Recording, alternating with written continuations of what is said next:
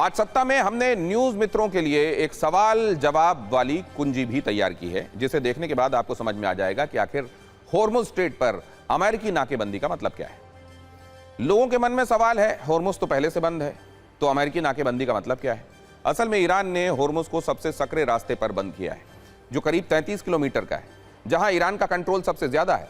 अब अमेरिका ने उसके आगे खुले समंदर में नई नाकेबंदी की है, जहां पर अमेरिकी युद्धपोतों के जरिए होर्मुज को ब्लॉक कर दिया गया है।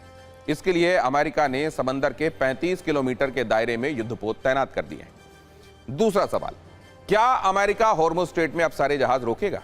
इसका जवाब है, सिर्फ ईरानी पोर्ट से आने जाने वाले जहाजों को ही रोका जाएगा।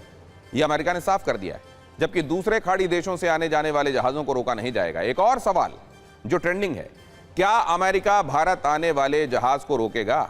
बताया जा रहा है कि अगर भारत के टैंकर ईरानी पोर्ट से आएंगे तो अमेरिका उन्हें भी रोक सकता है, जबकि अगर टैंकर सऊदी, यूएई या कतर से आ रहे हैं तो उन्हें आने दिया जाएगा, ऐसा अमेरिका ने कहा है। एक और प्रश्न, ईरान के टोल वसूलने वाले प्लान का क्या होगा? जवाब है, ईरान को टोल देकर गुजरने वाले जहाज रोके जाएंगे। लोग यह भी सोच रहे हैं, होर्मुज में ट्रंप की नाकेबंदी का मकसद क्या है, इससे होगा क्या? तो इसे चीन, भारत, जापान जैसे देशों पर दबाव बनाने की कोशिश के तौर पर देखा जा रहा है। दरअसल अमेरिका चाहता है कि ये देश ईरान पर समझौते का दबाव बनाएं, और साथ में ट्रंप ये भी चाहते हैं कि ईरान का तेल रुकने से अमेरिका, वेनेजुएला का कच्चा तेल तेजी से बिकना शुरू रहे। लेकिन अमेरिकी नाकाबंदी का सबसे ज्यादा नुकसान किसे होगा, यह समझना चाहिए। चीन को होगा, जिसका तनाव इस नाकेबंदी की वजह से बढ़ने वाला है, क्योंकि चीन ईरान का करीब 90% कच्चा तेल अकेले खरीदता है।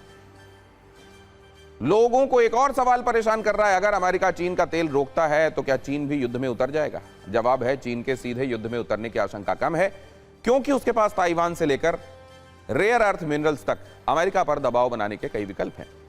होर्मुज वाले नाकेबंदी पर एक और जरूरी प्रश्न, होर्मुज की नाकेबंदी से ईरान को कितना नुकसान होगा? इससे ईरान के तेल निर्यात के कारोबार पर बड़ी चोट होगी, क्योंकि हर दिन 1.5 से 2 मिलियन बैरल तेल निर्यात रुक जाएगा, और इससे ईरान को होने वाली अरबों डॉलर की सालाना आय बंद हो जाएगी। अमेरिका की नाकेबंदी के चलते ईरान को हर रोज करीब 4,000 करोड़ रुपए से ज्यादा का नुकसान उठाना पड़ रहा है। वहीं इस ब्लॉकेट का असर सीधे तौर पर चीन पर भी पड़ सकता है, क्योंकि ईरान से चीन ही सबसे ज्यादा तेल आयात करता है। इसलिए अब एक और सवाल उठ रहा है, क्या अब होर्मुज वाली ये लड़ाई विश्व युद्ध का रूप लेने वाली है? क्या नाकेबंदी वाला ये दांव अब दो महाशक्तियों की टक्कर में बदलने जा रहा है, जिसमें एक तरफ है चीन और दूसरी तरफ अमेरिका? इस बीच चीन ने कुछ ऐसा किया जिसे अमेरिका को सीधी चुनौती के तौर पर देखा जा रहा है। अमेरिका की नाकेबंदी और धमकियों के बाद समंदर में एक चीनी जहाज आसानी से आगे बढ़ गया, और ट्रंप की शक्तिशाली नेवी बस देखती रह गई। चीन के इस तेल टैंकर का नाम रिच स्टैरी है। यह वो तेल टैंकर है जिस पर अमेरिका ने पहले से प्रतिबंध लगा रखा है। इस पर अमेरिका ने तेल तस्करी का आरोप लगाया था। इन सब के बाद भी अमेरिका इसे रोकने की हिम्मत नहीं कर पाया। जानकारी के मुताबिक फारस की खाड़ी में अमेरिकी नाकेबंदी के बाद एक बार रिच स्टैरी पीछे हटा, उसने यू टर्न लिया, लेकिन कुछ देर बाद ही यह चीनी तेल टैंकर नाकाबंदी कर खड़े अमेरिकी युद्धपोत के करीब पहुंचा। अमेरिकी नेवी को कहा गया, टैंकर पर चीनी चालक दल मौजूद है, इसलिए रोकने की कोशिश ना की जाए। इसके बाद अमेरिकी नेवी बस देखती रही और चीन का तेल टैंकर आगे बढ़ गया।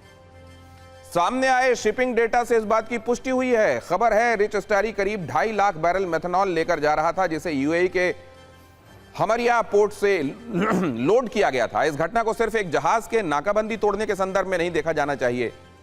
यह ट्रंप को जिनपिंग की सीधी चुनौती है। उसके बाद चीन के रक्षा मंत्री डोंग जुन ने भी बेहद सख्त बयान दिया।